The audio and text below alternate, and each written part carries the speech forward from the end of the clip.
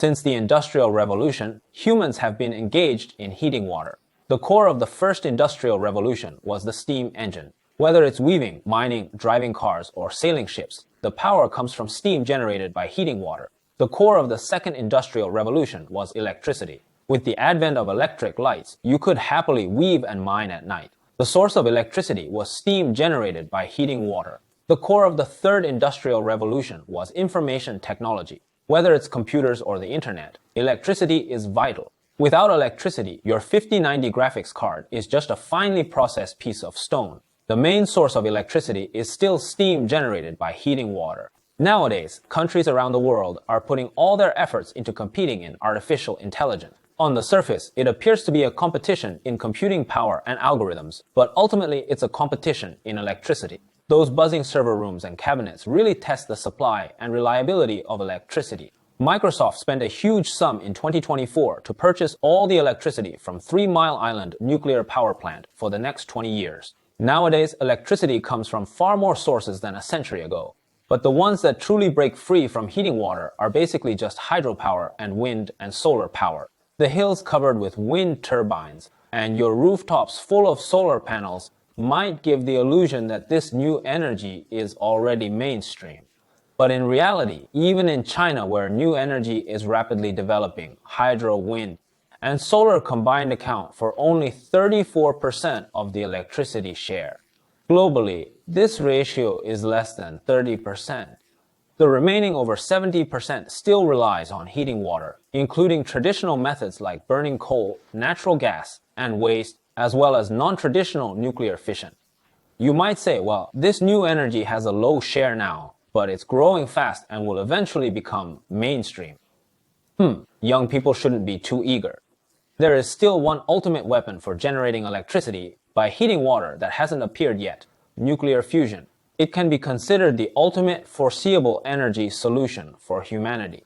Industry estimates that around 2030, nuclear fusion will be able to light the first lamp. By around 2050, it's expected to achieve commercial implementation. You should have experience. When listening to music, the sound of coal power is warmer, hydropower is colder, and wind power feels more expansive. I'm actually curious about what electricity from nuclear fusion would feel like. It might be even warmer than coal power. So we often say that the progress of human civilization has merely changed the way we heat water.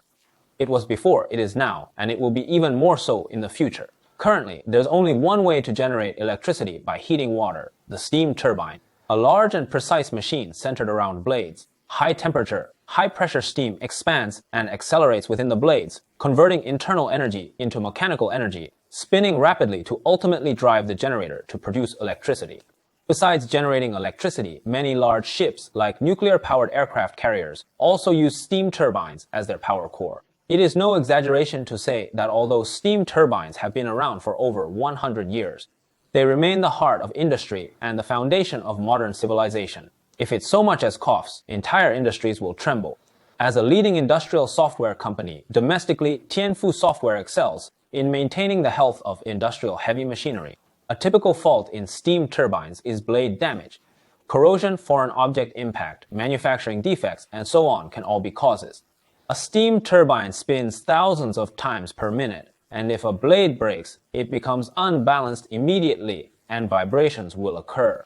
If a blade breaks and flies out, the destructive force would be unimaginable. So how can we promptly detect blade damage?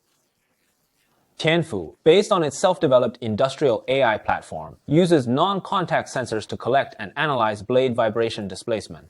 Then, combining its expertise in finite element simulation with a steam turbine fault database, they developed a blade vibration monitoring system. Additionally, the industrial AI platform has a very low usage threshold. Even non-IT personnel can easily set up this beautiful system monitoring interface. It's no exaggeration to say that it has received high praise from steam turbine and power plant manufacturers. Finally, I want to say that you may not have used Tianfu software, but the electricity you're using to browse your phone, play on your computer, and watch TV is likely being safeguarded by Tianfu software.